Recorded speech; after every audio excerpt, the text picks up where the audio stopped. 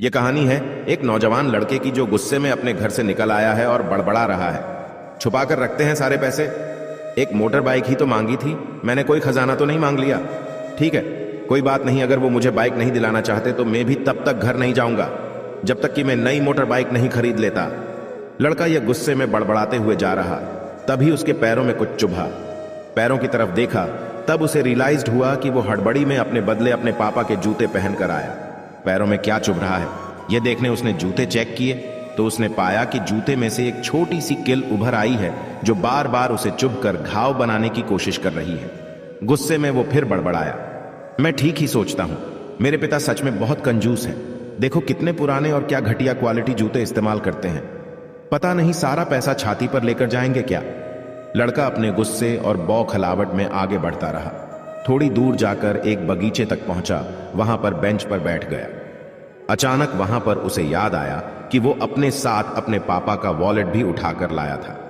उसने सोचा, आज पता चलेगा पापा पैसे कहां छुपा कर रखते हैं।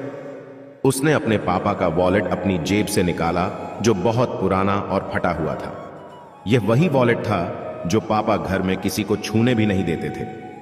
जब लड़के ने अपने पापा का वॉलेट खोला तो उसमें महज 20 रुपये थे और अपनी फैमिली की फोटो और एक छोटी सी डायरी थी। डायरी को देखकर लड़के ने सोचा, अच्छा तो इसमें छुपा कर रखे हैं, सारे राज इसी में लिखा होगा, किससे कितने पैसे लेने हैं या किसको कितने पैसे दिए हैं। अब पता चलेगा कि पापा ने कहां कहां पैसे इन्वेस्ट कर रखे हैं।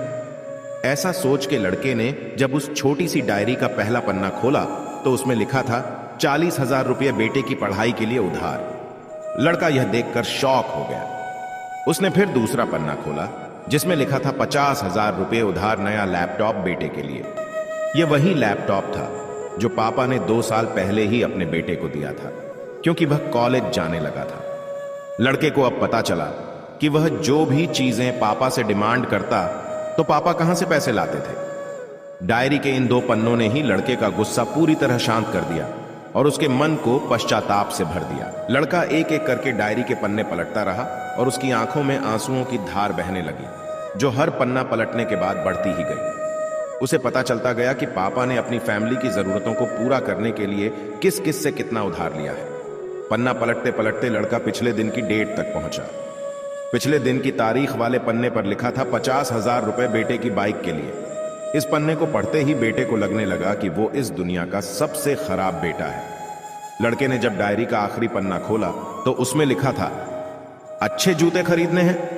हालांकि यह लाइन बेटे को समझ में नहीं आई, लेकिन वह अब जल्द से जल्द अपने बाप को मिलना चाहता था, इसलिए वह बेंच से उठा और अपने घर की ओर तेजी से चलने लगा। बगीचे के थोड़ा आगे रास्ते में पानी गिरा हुआ था जिस पर चलने के बाद लड़के को अपने पैरों में ठंडक महसूस हुई। उसने अपने पैरों से जूते उतार कर देखे तो दोनों जूते नीचे तल से फटे हुए थे जिनसे पानी रिस कर पैरों तक आ रहा था। जूते में निकली किल भी लड़के के पैर में जख्म बनाने में कामयाब हो गई थी। अब बेटे को मां की वह बातें याद आई जब मां पापा से कहा करती थी, अब तो नए जूते ले लो, कितने पुराने हो गए हैं। और पापा यह कहकर टाल दिया करते थे, अभी तो लिए हैं, कुछ साल और चल जाएंगे। बेटे ने दोनों जूते उतार कर फेंक दिए और फूट फूट कर रोने लगा। लड़का बड़ी तेजी से अपने घर की तरफ दौड़ा, न जाने उसमें इतनी ताकत कहां सा आ गई कि रास्ता बहुत लंबा होने के बावजूद वह थोड़ा भी नहीं थका और सीधे अपने घर ही जाकर रुका। घर जाकर उसे पता चला कि पापा घर नहीं है, मगर उसे पता था कि पापा कहां मिलेंगे।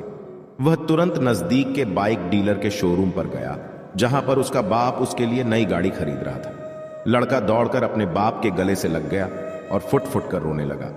जब पिता ने लड़के से पूछा कि क्या हुआ तो लड़के ने अपने पिता से माफी मांगी और कहा कि मुझे बाइक नहीं चाहिए, इन पैसों से आप अपने लिए नए जूते खरीद लीजिए और आगे से मैं कोई भी चीज खुद के कमाए पैसे से ही लूंगा। मैं बड़ी मेहनत करूंगा और आपका कर्जा भी चुका दूंगा। यह सब सुनकर पिता की आंखों में भी आंसू आ गए खुशी के। दोस्तों, बड़े खुश नसीब होते हैं वो लोग जिनके माँ बाप होते हैं, लेकिन अक्सर हम माँ बाप की मजबूरियां नहीं समझा करते।